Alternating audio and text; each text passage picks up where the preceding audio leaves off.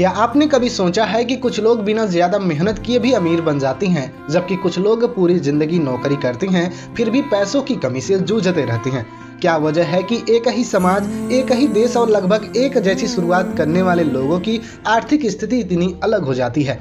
दुनिया की सबसे प्रसिद्ध पर्सनल फाइनेंस किताबों में से एक रिच डैड पुअर डैड में लेखक रॉबर्ट कियोसाकी इसी सवाल का जवाब देती हैं। आज की इस वीडियो में मैं आपको इस किताब की 4 सबसे बड़ी सीख बताऊंगा, जो अगर आपने समझ ली और अपने जीवन में लागू कर ली तो पैसे को देखने का आपका नजरिया हमेशा के लिए बदल सकता है। तो चलिए शुरू करते हैं। नंबर 1, अमीर लोग पैसे के लिए काम नहीं करते, पैसा उनके लिए काम करता है। बचपन से हमें यही सिखाया जाता है कि अच्छे नंबर लाओ, अच्छी नौकरी पाओ और पूरी जिंदगी मेहनत करके पैसे कमाओ।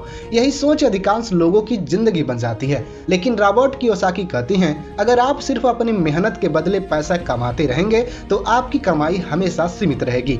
मान लीजिए आप हर महीने 30,000 रुपए कमाती हैं, अगर एक महीने काम नहीं किया तो कमाई भी बंद, यानी आपकी आय पूरी तरह आपकी मेहनत पर निर्भर करती है। लेकिन अमीर लोग अलग सोचते हैं, वे ऐसे चीजें बनाती हैं या खरीदती हैं जो लगातार पैसे कमाती रहे, जैसे किराए पर दिया गया घर, डिविडेंड देने वाले शेयर, म्यूचुअल फंड या ऐसे यूट्यूब चैनल जो पुराने वीडियो से भी कमाई करता रहे। सोचिए, अगर आप सो रहे हो और फिर भी आपके बैंक अकाउंट में पैसे आते रहें तो यही असली आर्थिक आजादी है। इसका मतलब यह नहीं कि नौकरी करना गलत है पूरी जिंदगी सिर्फ नौकरी पर निर्भर रहना। आज से खुद से एक सवाल पूछिए, मैं सिर्फ पैसे के लिए काम कर रहा हूँ या मैं ऐसी चीजें बना रहा हूँ जो भविष्य में मेरे लिए पैसे कमाएगी। यही सोच अमीर और गरीब के बीच सबसे बड़ा अंतर पैदा करती है। दूसरा, एसेट खरीदो, लायबिलिटी नहीं।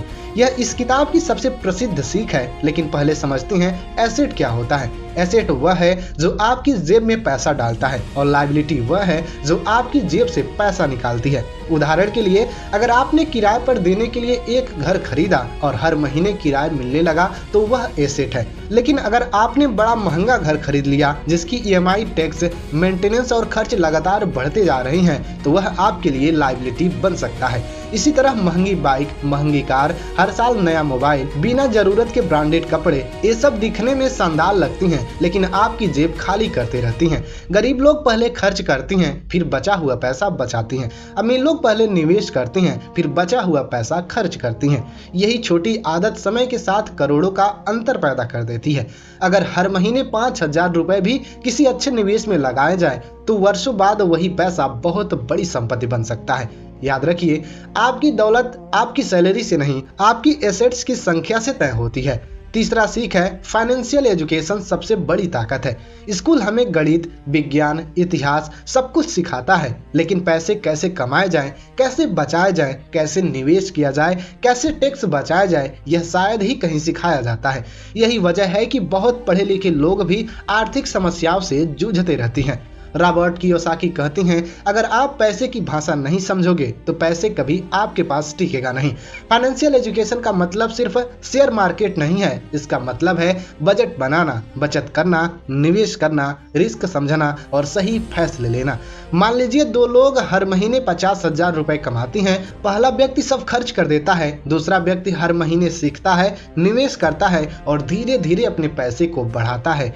10 साल बाद दोनों की जिंदगी बिल्कुल अलग होगी। ज्ञान हमेशा पैसे से ज्यादा ताकतवर होता है। अगर आपका पैसा खत्म भी हो जाए तो ज्ञान उसे दोबारा वापस ला सकता है। इसलिए हर महीने कम से कम एक अच्छी किताब पढ़िए, एक नया स्किल सीखिए और अपने दिमाग को सबसे बड़ा निवेश मानिए। नंबर 4 है, डर और लालच पर नियंत्रण रखो। अधिकतर लोग 2 भावनाओं के कारण गरीब बने रहते हैं। पहला डर और दूसरा लालच। डर उन्हें निवेश करने से रोकता है। वे सोचते हैं अगर पैसा डूब गया तो, अगर नुकसान हो गया तो। इस डर की वजह से वे कभी शुरुआत ही नहीं करते।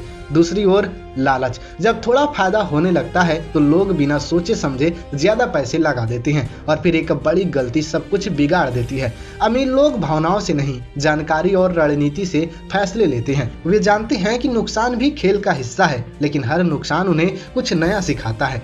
अगर आप डर से हार गए तो कभी आगे नहीं बढ़ पाएंगे और अगर लालच में बह गए तो कमाया हुआ भी खो सकते हैं। इसलिए हर आर्थिक फैसला सोच समझ कर लीजिए। ज्ञान के आधार पर निवेश कीजिए, भावनाओं के आधार पर नहीं। तो दोस्तों, आज हमने रिच डैड पुअर डैड की 4 सबसे बड़ी सीख समझी।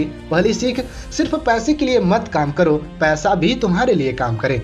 दूसरी सीख, एसेट्स खरीदो, लायबिलिटी नहीं। तीसरी सीख, फाइनेंशियल एजुकेशन ही असली ताकत है। और चौथी सीख, डर और लालच पर नियंत्रण रखो।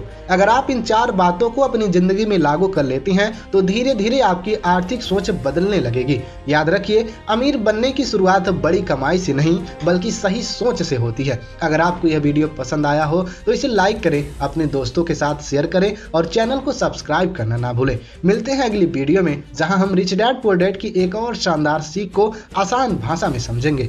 धन्यवाद।